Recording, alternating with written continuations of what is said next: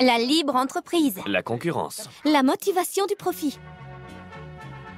Mon père, un travailleur à la chaîne de chez General Motors, a acheté notre maison avant même que je finisse le jardin d'enfants. On avait une voiture neuve tous les 3 ans. Et on allait à New York un été sur 2. Ça, c'est moi à Wall Street.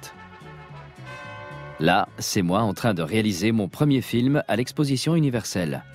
On allait à l'école catholique. On avait une vie agréable.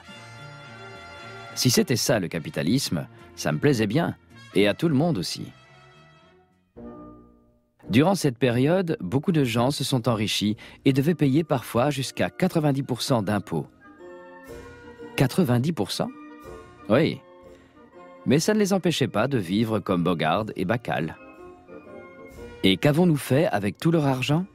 On a construit des barrages, des ponts, des autoroutes, des écoles et des hôpitaux.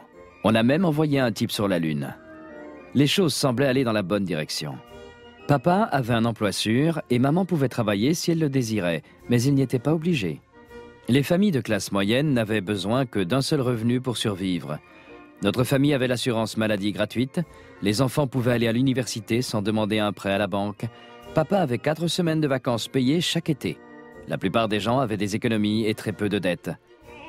La retraite de papa était bloquée quelque part et personne ne pouvait y toucher.